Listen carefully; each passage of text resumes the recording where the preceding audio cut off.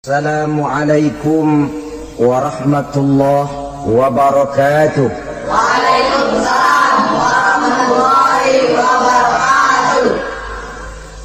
Alhamdulillah wassalatu wassalamu ala sayyidina Rasulillah sayyidina wa maulana Muhammad ibn Abdullah wa ala alihi wa sahbihi wa mawalah.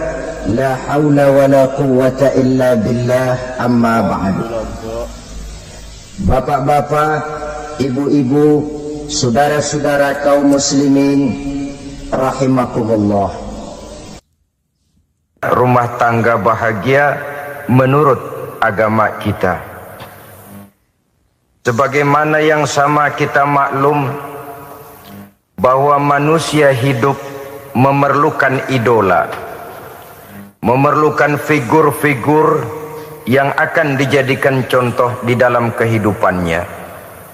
Sifat ini dinamakan hubbut taklid atau kecenderungan untuk meniru, dan nampak lebih menonjol pada kehidupan anak-anak remaja atau para pemuda. Siapa yang menjadi idolanya, siapa yang menjadi sentral figur dalam kehidupannya, itulah yang akan dijadikannya sebagai contoh. Kalau idolanya adalah Mick Jagger misalnya, maka tentu yang akan dicontohnya adalah Mick Jagger. Mulai gaya rambutnya, gaya pakaiannya, sampai kepada gaya jalan dan hidupnya. Soal pantas atau tidak pantas urusan nomor 16. Yang penting nyontoh dulu. Inilah kecenderungan daripada manusia. Bagi kita umat Islam, contoh ideal, figur sentral yang sepatutnya jadi idola tidak lain adalah junjungan kita Nabi besar Muhammad sallallahu alaihi wasallam. Beliau menjadi contoh dan panutan oleh karena kepribadiannya yang kompleks. Sejak dari seorang pemimpin negara yang adil, sampai kepada seorang jenderal yang gagah berani di medan perang, sampai kepada seorang diplomat yang ulung, pedagang yang jujur, suami yang bertanggung jawab, ayah yang penuh kasih sayang dengan anak-anaknya, dan di dalam keseluruhannya beliau merupakan uswatun hasanah. Termasuk dalam membina rumah tangga bahagia, contoh kita tidak lain adalah rumah tangga beliau. Bagaimana sih rumah tangga Nabi kita itu? Beliau berkata dalam dua kalimat yang singkat, tapi punya pengertian yang sangat luas dan dalam tentang rumah tangganya. Beliau mengatakan, baiti jannati, rumah tanggaku adalah sorga bagiku. Satu cerminan yang merupakan refleksi dari keadaan yang membawa kebahagiaan. Padahal sepanjang sejarah yang kita baca, rumah beliau kecil saja. Sarapan pagi pun cuma seteguk air zam-zam, sepotong roti, kadang-kadang sebutir kurma. Tidurnya di atas kain kasar yang separuh jadi selimut, separuh jadi alas tidur. Tetapi di tengah kondisi yang semacam itu, beliau sanggup berkata, baiti jannati, rumah tanggaku adalah surga bagiku. Kenapa kita yang hidup di zaman sekarang, di mana fasilitas sesungguhnya serba lebih menunjang untuk berkata semacam itu, malah kita berkata sebaliknya, baiti nari, rumahku adalah laksana neraka bagiku. Padahal kalau dilihat, rumahnya pun kadang-kadang bertingkat, kendaraan serba berkilat, uang banyak berlipat-lipat, istri pun tak kurang cantik memikat, kadang-kadang jumlahnya 4. Tapi tiap hari kiamat tidak ada ketenangan dan ketentraman di rumah tangga. Saudara hadirin kaum muslimin rahimakumullah, mengapa Rasul sampai mengatakan baiti jannati, rumahku adalah laksana surga bagiku? Inilah pokok pembicaraan kita pada pertemuan kali ini. Sebagaimana yang kita maklum bahwa nikah dalam pandangan Islam bukan hanya sekedar untuk memenuhi kebutuhan biologis manusiawi, tidak hanya sekedar untuk memperkembangbiakkan keturunan, dan juga tidak pula untuk memperturutkan hawa nafsu. Lebih daripada sekedar itu, nikah dalam pandangan Islam merupakan ibadah. Oleh karena ibadah, maka seluruh tujuan ibadah, apakah dia bernama solat, apakah dia bernama puasa, zakat, sodako, haji dan lain sebagainya, seluruh daripada tujuan ibadah, target utamanya adalah mardhatillah atau keridhaan daripada Allah Subhanahu wa taala. Kalau nikah itu ibadah, maka sesungguhnya tujuan utama dari pelaksanaan suatu pernikahan tidak lain hanya untuk mencari keridhaan dari Allah Subhanahu wa taala. Bukankah kalau kita tanya tiap orang yang melakukan nikah, kenapa sih kamu nikah dengan dia? Jawabannya bisa macam-macam. Yang umum, karena saya cinta dia. Ada yang berkata, karena saya ingin mendapat ketenangan hidup. Ada yang bilang, karena saya ingin hidup teratur. Ada yang mengakui, karena saya ingin dapat keturunan dan lain sebagainya. Tetapi sesungguhnya menurut ajaran agama, kalau nikah merupakan ibadah, jawaban intinya ialah saya melakukan nikah untuk mencari keridhaan dari Allah Subhanahu wa taala. Ini konsekuensinya kalau nikah merupakan bagian daripada ibadah.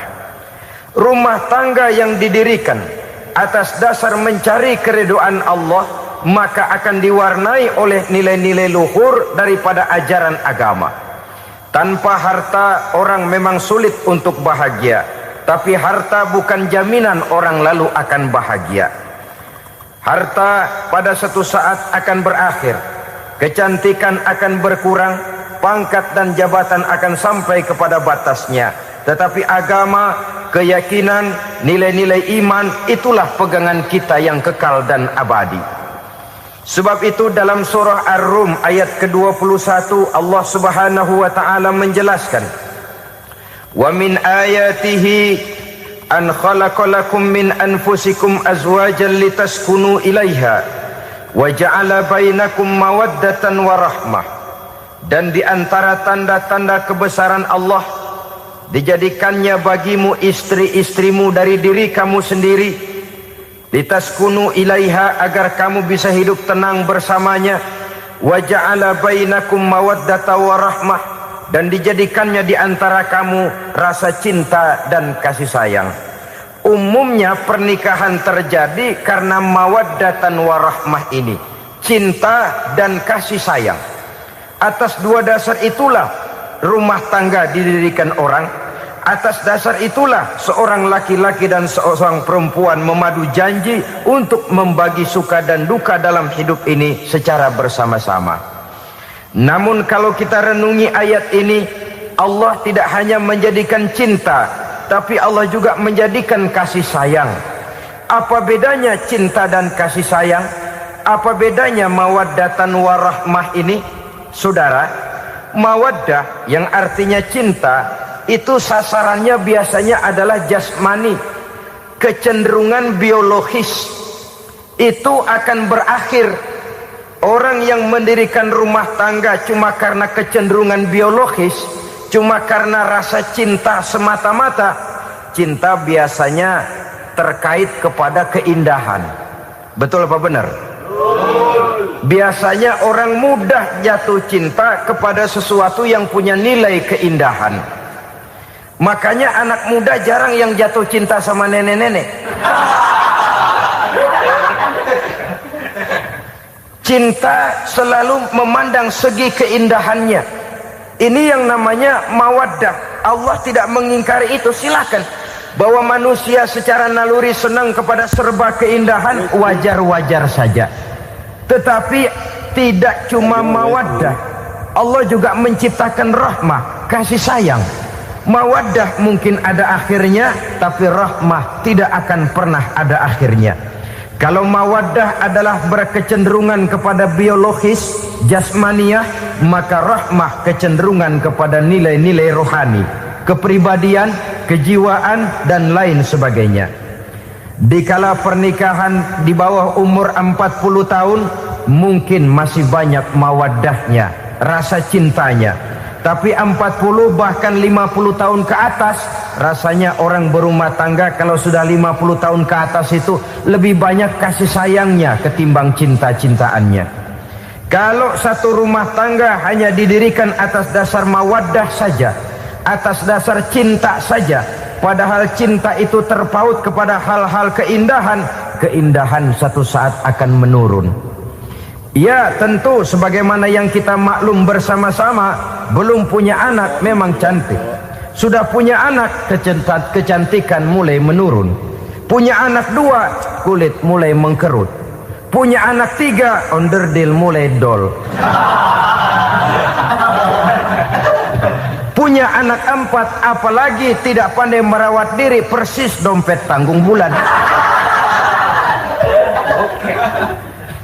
Kalau rumah tangga didasarkan kepada rupa yang cantik saja, cinta akan bisa berpindah, paling tidak akan berkurang nilainya. Sebab itu Allah tidak hanya menyediakan mawaddah warahmah, dijadikannya di hatimu itu tidak cuma sekedar cinta, tapi juga kasih sayang. Nah, kasih sayang inilah apabila berakar dan berurat dari nilai-nilai keagamaan yang akan menopang jalinan rumah tangga bahagia, mengukuhkan usaha untuk mencapai mardhatillah atau keridhaan daripada Allah Subhanahu wa taala. Dengan demikian, berumah tangga bukan tujuan. Ini kalau kita lihat dari segi agama. Berumah tangga cuma alat untuk mencapai mardhatillah, keridhaan daripada Allah. Seorang suami yang pergi pagi pulang sore peras keringat banting tulang mencari nafkah untuk menghidupi keluarganya, kalau niatnya untuk mardhatillah maka pergi usahanya adalah ibadah. Sementara si suami pergi berusaha, istri di rumah mendoakan suaminya, itu juga merupakan bagian daripada ibadah. Marilah kita biasakan membina satu rumah tangga untuk mencapai keridhaan daripada Allah Subhanahu wa taala. Ini motif dasarnya. Karena itu Rasul Anas bin Malik pernah bercerita, bertahun-tahun saya membantu di rumah tangga Rasul. Selama tahun-tahun yang panjang saya membantu di rumah tangga beliau itu, kata Anas bin Malik, belum pernah kok saya mendengar kata-kata kasar, keras, membentak-bentak. Belum pernah saya melihat ada piring terbang, sandal melayang, ada penggorengan nitir di atas. Belum pernah, padahal tahun-tahun yang panjang sudah saya lalui. Itu rumah tangga Rasul. Istrinya lebih dari 1, tapi tenang, ayem, adem. Walaupun gosip selalu ada. Ini loh ya, namanya hidup berumah tangga. Jangankan rumah tangga kita manusia biasa, rumah tangga Rasul pun tidak luput dari gosip yang kita kenal dengan hadisul ifki itu. Itu sampai tercatat dalam sejarah. Tetapi yang jelas, dengan istri yang lebih dari 1, rumah tangganya tenang, tentram, adem. Kita di rumah tangga istri 1, seminggu 7 hari, berantemnya 6 hari. Cuma 1 hari gencatan senjata. Saudara hadirin yang saya muliakan, kalau tujuan rumah tangga adalah mardhatillah, apa ciri dari suami istri yang menegakkan rumah tangga untuk mencapai ridho Allah itu? Pertama, sepasang suami istri yang membina rumah tangga semata-mata untuk mencapai keridhaan Allah, cirinya yang pertama, bersyukur apabila beroleh nikmat. Ini ciri yang pertama. Bersyukur kepada Allah, kepada sesama berterima kasih. Suami berterima kasih kepada istri, bertahun-tahun didampingi hidupnya, dicucinya pakaiannya, dimasaknya makanannya. Tidak istri mengeluh walau hidup lebih banyak kurangnya daripada cukupnya. Suami pandai berterima kasih kepada istrinya. Sementara istri pun bisa berterima kasih kepada suaminya. Bertahun-tahun suami peras keringat, banting tulang mencari nafkah. menjadi palang dada terdepan apabila ada masalah-masalah yang besar. Kedua-duanya lalu punya timbangan. Nah inilah ya, saya pesan kepada suami, kepada para suami, kepada para istri, supaya di rumah ada timbangan. Perlunya apa?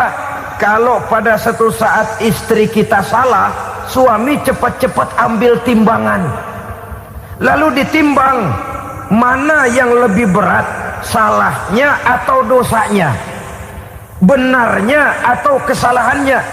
Ini istri saya jasanya begini, lalu jasanya begini, salahnya ini, mana yang lebih besar, jasanya atau salahnya? Dengan adanya timbangan, maka keputusan akan objektif. Tapi kalau timbangannya emosi, salah sedikit saja sudah main bentak, main usir, akhirnya keputusan akan mendatangkan kerugian. Sebaliknya, kalau suami yang salah, istri ambil timbangan, ditimbang mana lebih besar, jasanya atau salahnya. Jangan sampai nanti terjadi pepatah, panas setahun habis dihapus oleh hujan satu hari. Jasa istri yang puluhan tahun hapus oleh kesalahannya yang sedikit, atau jasa suami yang bertahun-tahun hapus oleh kesalahannya yang sebenarnya tidak seberapa. Akibat apa itu terjadi? Karena tidak adanya timbangan. Dari rasa bersyukur dan dari rasa berterima kasih ini, saudara-saudara, akan timbullah sifat saling menghargai. Suami menghargai istri, istri pun menghargai suami. Istiqomah, dikasih uang 5.000 senyum, dikasih uang 500 senyum. Itu namanya istri yang pandai bersyukur. Kalau tidak, 5.000 nyengir, 500 manyun. Tahu manyun? Kayak bemok nyari setoran, monyong saja. Ada sikap istiqomah di dalam membina kehidupan berumah tangga ini. Lalu mengerti posisi suami, ini termasuk tanda berterima kasih. Suami saya itu kerjanya apa, golongannya apa, gajinya sebulan berapa. Atas dasar itu, lalu istri menjadi istri yang tahu diri. Walaupun suami harus menyenangkan istri, istri pun hendaknya nimbang, tahu batas kemampuan suami. Kemauan mungkin tidak terbatas, tapi kemampuan sangat terbatas. Kalau suami pegawai kecil, ya mintalah yang kecil-kecil. Kalau suami pegawai rendah, mintalah yang sesuai dengan kemampuannya. Jangan suami gajinya cuma 50.000 sebulan, istri menuntut minta dibeliin gelang yang kayak velg becak. Tentu sudah overacting namanya. Saudara hadirin yang saya muliakan, kunci awalnya bersyukur kepada Allah. Kalau sudah bisa berterima kasih kepada manusia, hati ini akan mudah bersyukur kepada Allah. Rumah tangga yang pandai bersyukur, berapapun kecilnya nikmat, bukan kecilnya yang dia lihat, tapi karunia Allah yang dinilai. Sehingga dari rasa berterima kasih kepada manusia akan timbullah rasa syukur kehadirat Allah Subhanahu wa ta'ala. Itu yang sering diistilahkan orang, kalau dia punya mobil, dia berkata alhamdulillah kita punya mobil, tetangga kita cuman punya motor.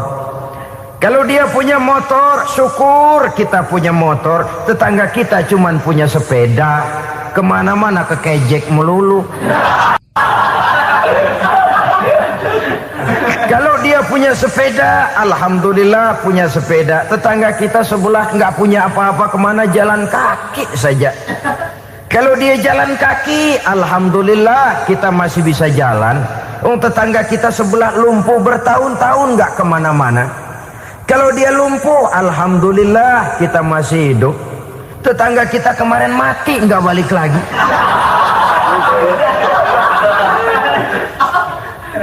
Lalu akan timbul rasa syukur. Tapi kalau sudah lumpuh ngelihat yang bisa jalan ngelihat yang menaik sepeda, yang punya sepeda lihat yang punya motor lihat yang punya mobil lihat yang punya pesawat. Kapanlah kita ini pandai bersyukur? Sebab kesenangan seperti pelangi, tidak pernah di atas kepala kita, selalu kelihatannya di atas kepala orang lain. Sehingga kalau ngobrol orang sering bilang, lu sih enak lo gue lihat, gue keblangsak amat nih ya. Setiap orang ngomong kepada kita begitu nadanya. Kita yang dilihat enak, sementara kita melihat orang lain enak. Tukang tahu melihat tukang tempe enak, tukang tempe melihat tukang tuak enak, tukang tuak bilang tukang sirsak enak. Enak itu seperti pelangi. Namun kalau kita mau merenungi, tidak pernah Allah berhenti memberikan nikmat kepada kita. Sejak kita bangun tidur sampai kita tidur kembali, bahkan tidur itu sendiri, seluruhnya tidak pernah putus dari nikmat Allah. Bahagia ada di gubuk reot, bahagia ada di rumah mewah, bahagia ada di hati kopral, bahagia ada di hati jenderal, di gunung dan di kota, di hutan belantara dan di desa, di keheningan malam atau di keramaian siang. Kalau kita mau mencari, bahagia selalu ada. Tapi hati yang tidak pandai bersyukur, bagaimanapun banyak kebahagiaan yang meliputi hidupnya, dia tidak akan pernah pandai mensyukurinya. Maka berterima kasihlah kepada istri, berterima kasihlah kepada suami, bersyukurlah kehadirat Allah Subhanahu wa ta'ala. Saya sering mengatakan, sebaliknya seorang suami bagaimanapun kondisi istrinya, kalau itu memang jodohnya, beranilah berkata, istriku adalah Romeoku, istriku adalah Julietku, atau istriku adalah Sri Kandiku. Biarin pengkor ya pengkor, gak ada urusan. Mensyukuri. Kalau tidak mensyukuri, yang timbul lalu sesalan. Kalau sudah sesalan, mudah umpat mengumpat, caci mencaci dalam rumah tangga, lalu terjadilah kegaduhan. Ketenangan sulit kalau sudah tidak ada unsur saling menghargai itu. Lebih celaka lagi kalau sudah mengarah kepada penyesalan. Kata istrinya, bang gue nyesel kawin sama lu. Suami digituin mungkin gede kepalanya. Kalau lu nyesel apalagi gua, makin nyesel. Iya, coba pikir bertahun-tahun kita berumah tangga, memangnya abang bisa beliin apa sama saya? Itu juga gerobok kalau nggak ngeridit bang. Kalau nggak ngeridit, memangnya kamu bayar kreditan pakai daun pisang? Saudara hadirin yang saya hormati, ini saya tekankan kepada ibu-ibu karena penyakit perempuan umumnya. Pernah Rasul itu pulang Isra Mi'raj cerita, saya pulang Isra Mi'raj diperlihatkan neraka. Neraka ya Rasul? Lalu bagaimana? Saya lihat kok isinya kebanyakan perempuan. Perempuan. Laki juga tidak sedikit. Cuma kebanyakan kok perempuan. Apa perempuan tidak sholat ya Rasul? Sholat. Tidak puasa? Puasa. Tidak ngaji? Rajinan dia sama suaminya. Tapi kenapa lebih banyak di sana? Rasul berkata, hunna yakfurnal ashir. Penyakit umum dari perempuan tidak pandai berterima kasih kepada suaminya. Ini rupanya penyakit umum dari tahun atu. Saudara hadirin yang saya muliakan, jadi rumah tangga yang didirikan atas dasar mencapai ridho Allah, maka kelihatan dari pasangan suami istri menjadi orang yang pandai bersyukur terhadap nikmat. Bukankah dalam surah Ibrahim ayat 7 Allah berjanji, la in syakartum la azidannakum wa la in kafartum inna azabi lasyadid. Kalau kamu pandai bersyukur, aku tambah nikmatku. Kalau kamu ingkar, tidak mau bersyukur, azabku itu hebat dan pedih. Rumah tangga yang suami istrinya tidak bersyukur disiksa oleh perasaannya sendiri. Tetangganya dapat nikmat, dia yang meriang. Tetangganya dapat kesenangan, dia yang sakit hati. Dia tidak melihat nikmat yang diberikan kepadanya. Nikmat yang orang lain punya aja yang diincar. Nikmat orang lain aja dihitung-hitung. Tangga kita, si Ano baru habis beli yang sebelah belilir habis beli kukusan. Cuma sekedar kukusan saja. Orang lain beli apa-apa jadi bahan diskusi di rumahnya. Orang lain saja yang diusut. Timbul dendam kesumatnya, timbul hasutnya. Dia tidak bersyukur dengan nikmat yang ada dalam rumah tangganya. isi rumah tangga semacam itu disiksa oleh perasaan hasutnya sendiri. Jauh dari kebahagiaan, kering hatinya, miskin jiwanya, merana batinnya. Kalau sudah ke sana, jauhlah rumah tangga dari pantulan sinar kebahagiaan. Saudara-saudara, kita lihat rumah tangga Rasul.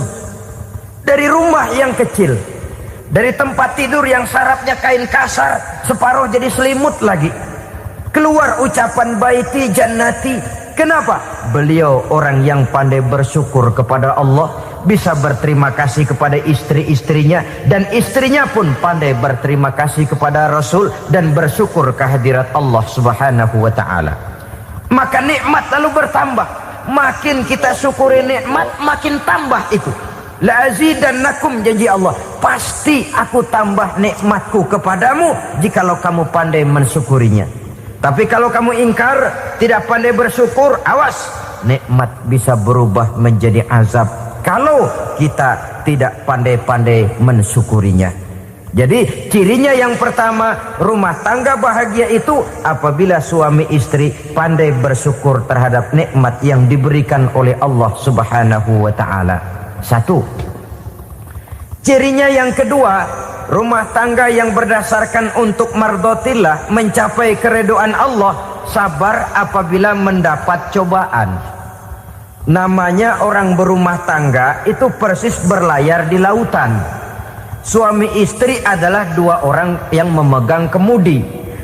Kalau berlayar ombak tenang, angin bertiup sepoi-sepoi basah, lalu bila malam datang bulan bersinar, bintang gemintang gemerlapan, berlayar memang nikmat.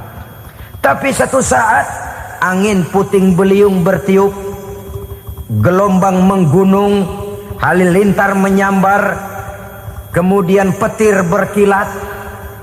Kalau pada saat itu suami mau ngalor, istri mau ngidul, alamat perahu patah di tengah jalan, kandas di lautan sebelum sampai ke pantai yang akan ditujunya. Oleh karenanya perlu kekompakan.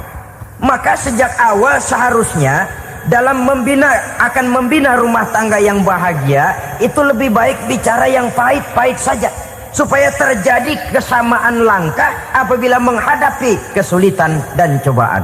Sabar apabila mendapat cobaan. Rumah tangga seperti kapal di lautan tadi tidak akan sunyi dari hantaman gelombang, tidak akan sepi dari tiupan angin topan, dari kilatan petir, dari sambaran halilintar. Baik suami, baik istri harus sabar menghadapi kesulitan. Kadang kesulitan dari segi ekonomi, kadang kesulitan dari segi mengarahkan dan mendidik anak-anak, kadang kesulitan karena banyak orang yang hasut dengan kita, kadang kesulitan berbagai macamlah yang menyebabkan kesulitan. Rumah tangga yang bertujuan mencapai ridho Allah sabar menghadapi segala macam kesulitan. Saudara-saudara kaum muslimin rahimakumullah, kesulitan adalah bagian daripada perjalanan hidup. Siapa orangnya yang tidak pernah menemukan kesulitan dalam kehidupan? Rasanya hampir tidak ada. Dan memang kesulitan bukan untuk ditakuti. Kesulitan justru untuk diatasi, dicarikan jalan keluarnya. Begitulah suami istri yang bertujuan mencari ridho Allah. Manakala suami berada dalam kesulitan, istri mencarikan jalan keluar atau berusaha memberikan jalan keluar. Sebaliknya, manakala istri dalam kesulitan, suami bisa mencarikan jalan keluarnya. Sabar dalam menghadapi segala macam kesulitan. Dalam surah Luqman ayat 17, Allah Subhanahu wa ta'ala berfirman, "Wasbir ala ma asabak, inna dzalika min azmil umur." Dan bersabarlah terhadap apapun yang menimpa kamu. Bersabarlah terhadap segala kesulitan yang kamu hadapi, karena sesungguhnya yang demikian itu merupakan sebagian dari perkara-perkara yang telah ditetapkan oleh Allah Subhanahu wa ta'ala. Saudara-saudara kaum muslimin yang berbahagia, kunci sabar sesungguhnya terletak pada keyakinan bahwa segala sesuatu berasal dari Allah dan segalanya akan kembali kepada Allah Subhanahu wa ta'ala. Rumah tangga yang sabar di dalam menghadapi kesulitan-kesulitan biasanya akan lebih mudah mencari jalan keluar. Tapi kalau sedikit kesulitan datang, kita tertimpa oleh kepanikan, oleh kegelisahan, dan oleh ketakutan yang tidak beralasan, maka kesulitan itu bukan saja tidak dapat diatasi, malah rasanya akan menjadi semakin besar di dalam kehidupan kita. Tidak ada rumah tangga yang tidak pernah berhadapan dengan kesulitan, bagaimanapun besarnya rumah tangga itu. Itulah sebabnya kita memerlukan orang lain. Hidup berumah tangga itu seperti orang punya mata. Kalau mata kita kelilipan, kalau mata orang lain kelilipan, gampang kita tiup. Tapi kalau mata kita sendiri yang kena kelilipan, tentu kita memerlukan orang lain untuk meniupnya. Oleh karenanya, suami istri harus saling mencarikan jalan keluarnya. Walaupun kerjanya berbeda, suaminya pergi mencari nafkah, istrinya berdoa di rumah. Kalau perlu melakukan sholat duha, mendoakan agar usaha suaminya dimudahkan, dan begitu selanjutnya. Sehingga dengan adanya kebersamaan, walaupun tidak selalu bersama-sama, maka masing-masing melaksanakan tugas dengan tenang dan merasa yang satu berbuat untuk kepentingan yang lain. Inilah cirinya yang kedua, sabar bila mendapat dan berhadapan dengan segala macam kesulitan. Kadang orang mendapat kesulitan itu berkeluh kesah. Bukan berkeluh kesah, tapi mencari jalan keluar dan mengambil hikmah yang ada di dalamnya apa. Karena bukan kemudahan, kesulitan yang membuat orang dewasa. Bukan kemudahan, tapi kesulitan yang membuat orang berpikir, dinamis, kreatif. Kalau seluruh jalan yang kita tempuh mudah saja, gampang saja, rasanya monoton kita ini. Kehilangan dinamika dalam perjuangan.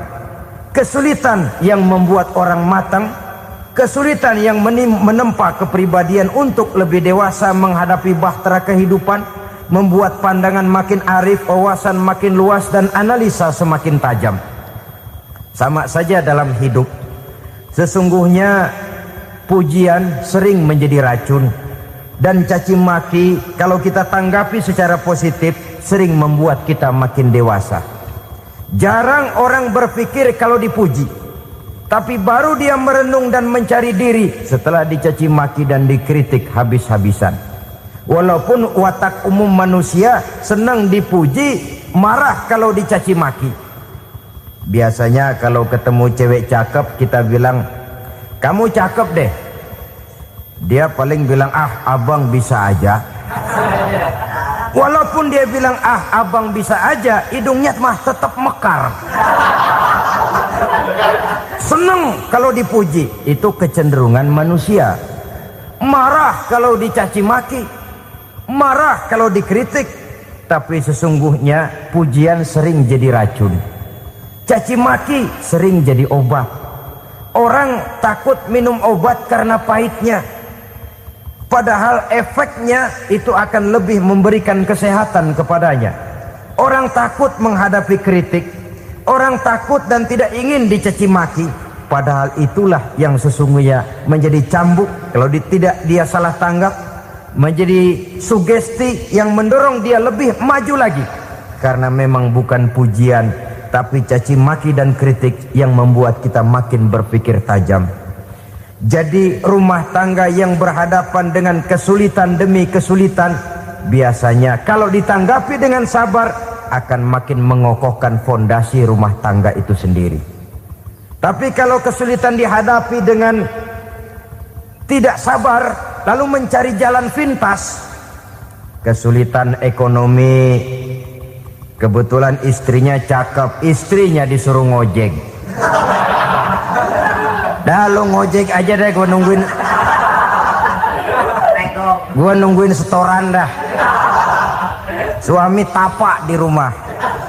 Saudara hadirin yang saya muliakan, buat sepintas memang mendatangkan materi itu, mengatasi kesulitan ekonomi, tapi apakah bahagia? Walaupun rumah bisa jadi besar, perabotan bisa serba lebih lengkap dan ada, tapi apakah semuanya mendatangkan bahagia? Sementara suami kehilangan rasa cemburunya, dan dalam agama itu disebut dayus. Dayus, suami yang tidak punya rasa cemburu kepada istrinya. Dan orang dayus kayak begitu, haram mendapat bau sorga. Bau sorga saja tidak dapat, apalagi masuk ke dalamnya. Ya tapi juga jangan lantas mentang-mentang harus cemburu sama istri, overacting. Suaminya nawar sayuran, laki pulang ngomel, lu pacaran ya sama tukang sayur. Itu juga over, saudara-saudara. Kesulitan ekonomi diatasi dengan sabar. Sabar dalam arti berusaha dengan tidak mengambil jalan pintas, berusaha tetap berada di jalan yang diridhoi oleh Allah. Ini yang jadi problema ini rumah tangga sekarang ini, kesulitan ekonomi, di mana lapangan kerja sulit, di mana persaingan hidup tajam, sedangkan kita hidup ingin seperti orang lain. Kita mudah gelap mata, mudah picik pandangan, mudah sulit pertimbangan, lalu mengambil jalan pintas. Kadang menjual akidah, menjual keimanan. Kebetulan penderingan kering, ada yang nawarin beras 3 liter sama Supermi 2 bungkus. Hari Minggu diajak ke gereja mau. Itu iman kena beras 3 liter telap. Kesulitan ekonomi, saudara-saudara, sehingga Imam Ali pernah berkata, kadal fakru ayyakuna kufran. Kemiskinan memang mudah membawa orang kepada kekafiran, kepada perbuatan-perbuatan yang bisa mengundang kekafiran.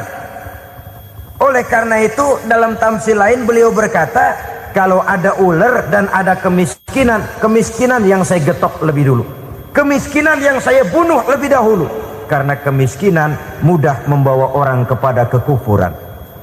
Bagaimanapun sulitnya ekonomi yang dihadapi dalam rumah tangga, percayalah satu saat jalan keluarnya mesti ada.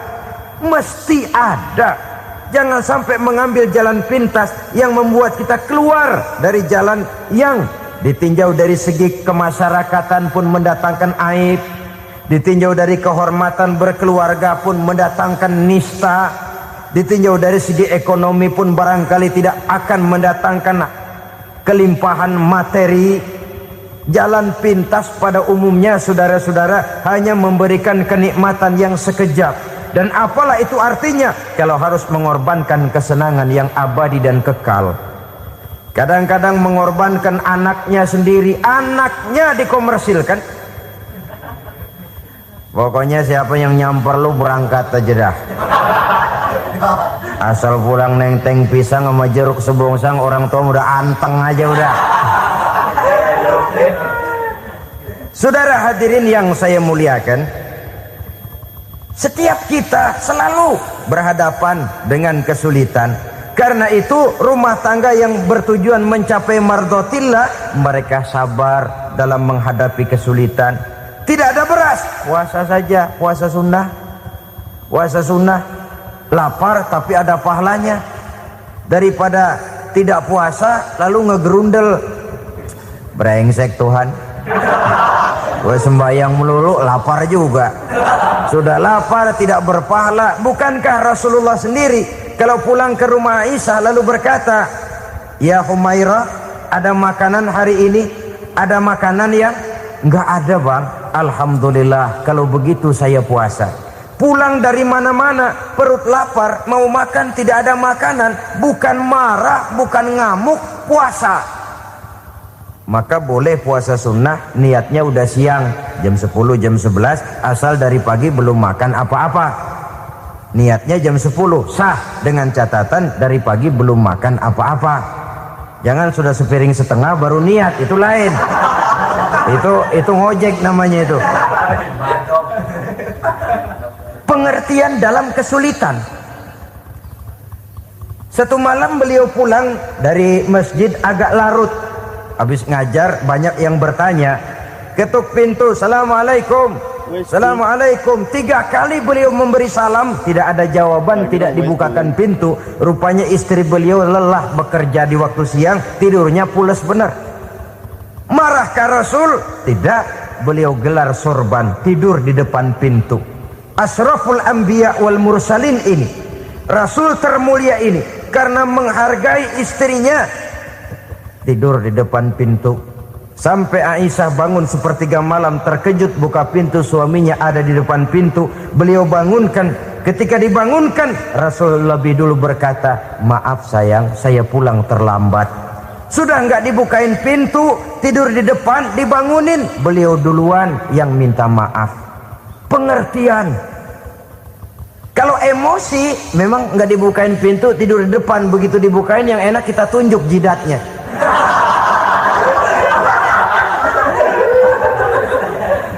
Saudara hadirin yang saya muliakan, kesulitan di dalam kehidupan merupakan bagian daripada kehidupan. Bukan untuk ditakuti, tapi untuk diatasi. Bukan untuk dihindarkan, tapi dicarikan jalan keluarnya. Hadapilah kesulitan dengan baik sangka kepada Allah, dengan lapang dada, dan dengan tetap bersabar menghadapinya. Kenapa? Karena tujuan kita mendirikan rumah tangga, mencapai ridho Allah. Kalau anak kita perjualbelikan, kalau istri kita komersilkan, kalau akidah kita jual untuk mempertahankan rumah tangga, bukankah makin jauh saja rumah tangga itu dari ridho Allah? Ini tujuan utamanya. Yang ketiga, rumah tangga yang bertujuan mardotillah itu, suami istri yang merupakan fondasi di rumah tangga, suami sebagai pemimpin, istri sebagai pembina, selalu musyawarah dalam menyelesaikan persoalan. Walaupun istri ditakdirkan sebagai pemimpin dan suami sebagai pemimpin dan istri yang dipimpin, tapi agama menganjurkan musyawarah.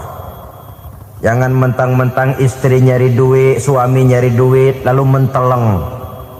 Segalanya mau diktator, segalanya mau sendiri. Rumah tangga yang bertujuan mencapai ridho Allah selalu didirikan atas dasar musyawarah. Sehingga apabila sesuatu itu dihasilkan dari suasana musyawarah, tidak akan melahirkan penyesalan di belakang hari.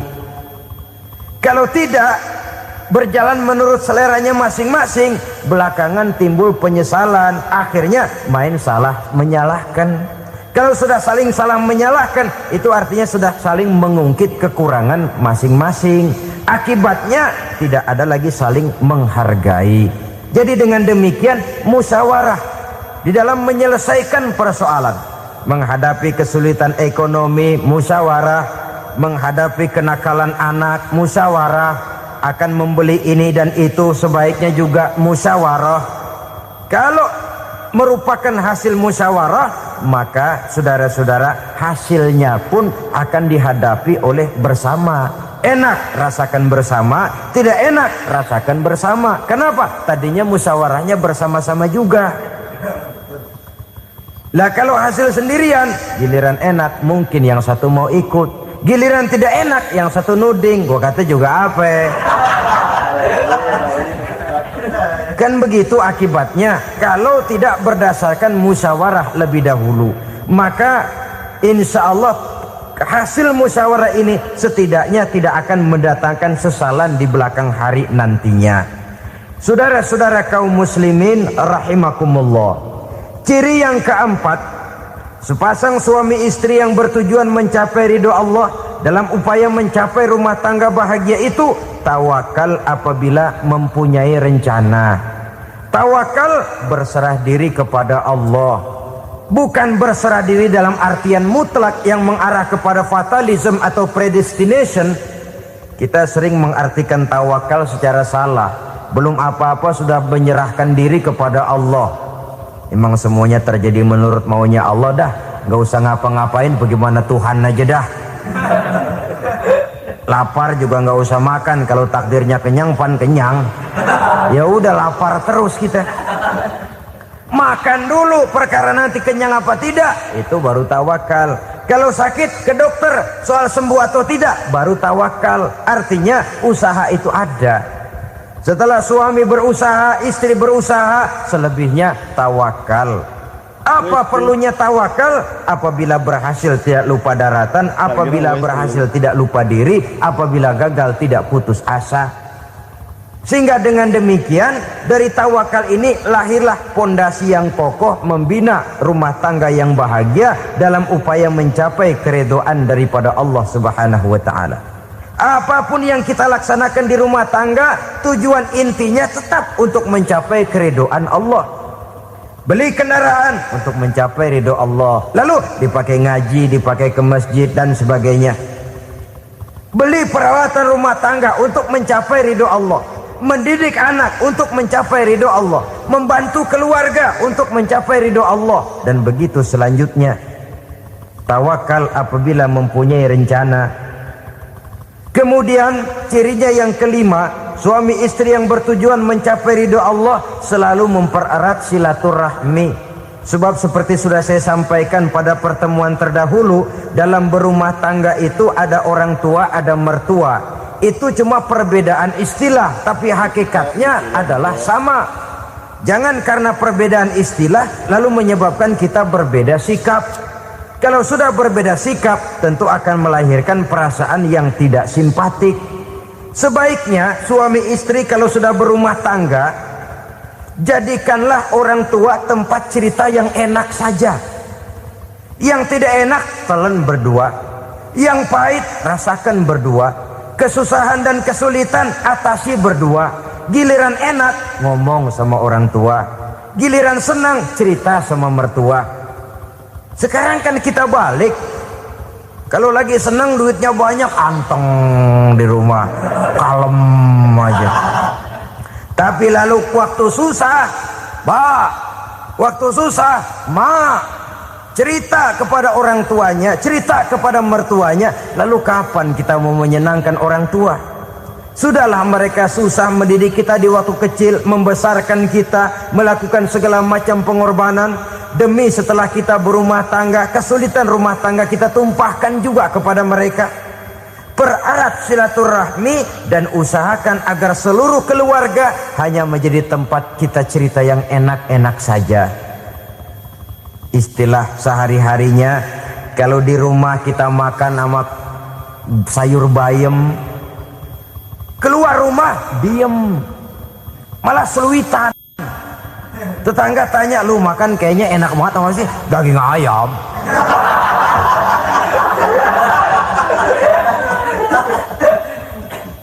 Lalu tetangga akan berbisik, itu makannya tuh orang enak bener ya, rumah tangganya tiap hari makan sama daging ayam. Biarlah paling kurang itu jadi doa, daripada kita makan sama kangkung lalu ribut ngomel di mana-mana. Gua kesel banget sama bini gua. Di warung ceritanya lagi. Kenapa? Saban sari gue direbusin kangkung mulu. Brengsek. Di warung cerita ada RT, ada RW. Gara-gara makan sama kangkung se-RT tahu. Akhirnya mungkin kalau kita berangkat orang hitung dari jauhan. Lihat, kangkung liwat.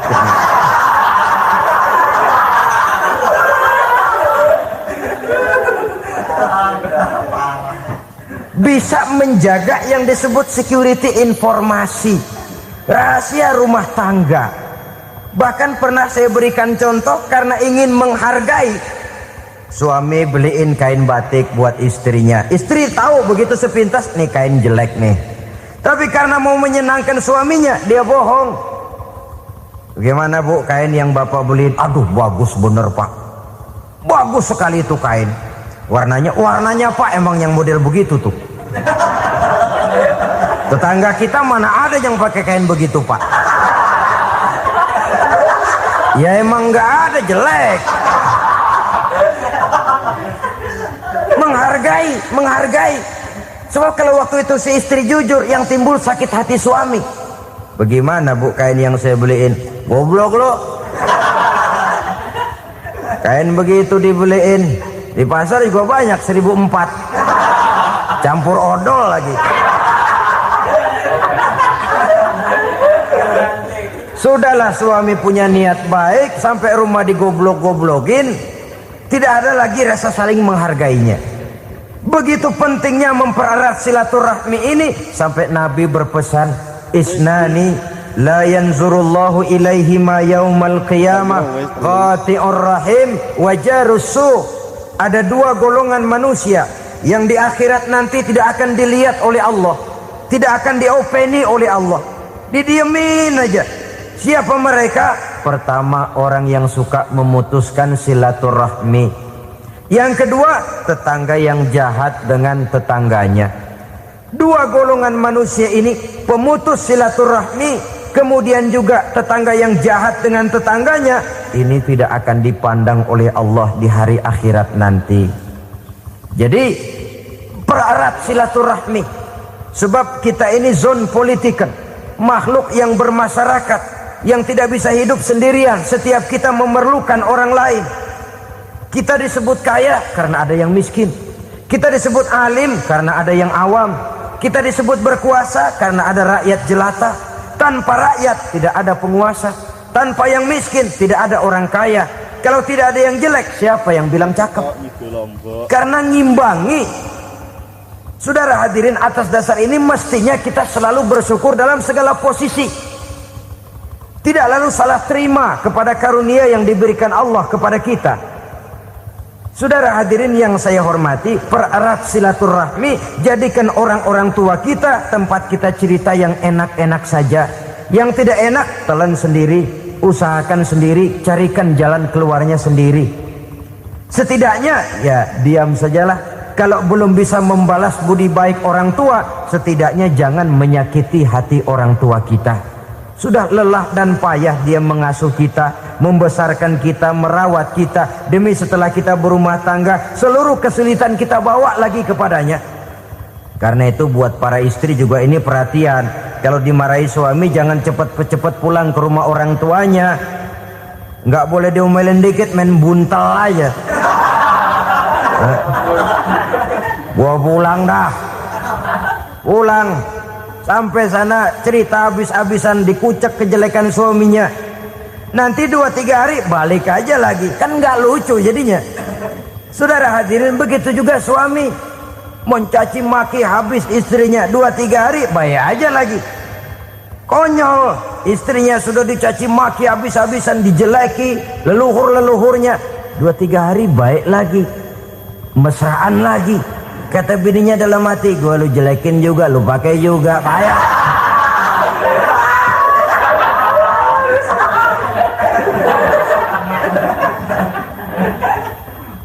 Saudara hadirin yang saya muliakan, itulah sebabnya pada awal tadi saya katakan perlunya kita mempunyai timbangan baik sebagai suami maupun sebagai istri.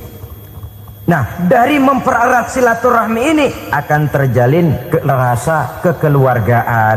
Maka tradisi arisan keluarga itu bagus sesungguhnya untuk mempererat silaturahmi. Cuma celakanya bukan silaturahmi yang jadi tujuan, arisannya itu yang jadi tujuan. Akibatnya apa? Kalau belum narik mah semangat banget datang dah. Begitu udah narik aja udahan. Itu celakanya. Akhirnya silaturahminya jadi nomor 2, arisan semata-mata yang menjadi tujuan. Sesungguhnya itu bagus untuk mempererat silaturahmi. Karena kalau kita dengan kita sesama saudara sudah tidak saling mau mengenal, bagaimana dengan anak-anak kita? Bagaimana dengan cucu-cucu kita? 2-3 generasi yang akan datang tentu akan lebih saling tidak mengenal lagi. Baiklah ya, yang keenam, suami istri yang bertujuan untuk mencapai keridhaan Allah itu selalu berusaha tolong menolong di dalam kebajikan. Sebab Allah pesankan itu di dalam Al-Maidah ayat 6, wa ta'awanu 'alal birri wat taqwa wa la ta'awanu 'alal itsmi wal 'udwan. Bertolong-tolonganlah kamu di dalam kebaikan, di dalam bertakwa kepada Allah. Jangan bertolong-tolongan di dalam maksiat, di dalam dosa, dan di dalam usaha yang menimbulkan permusuhan. Kalau suami marah kepada seseorang, istri jangan ngipasin. Oh bang, yang begitu mah dibayain tuman.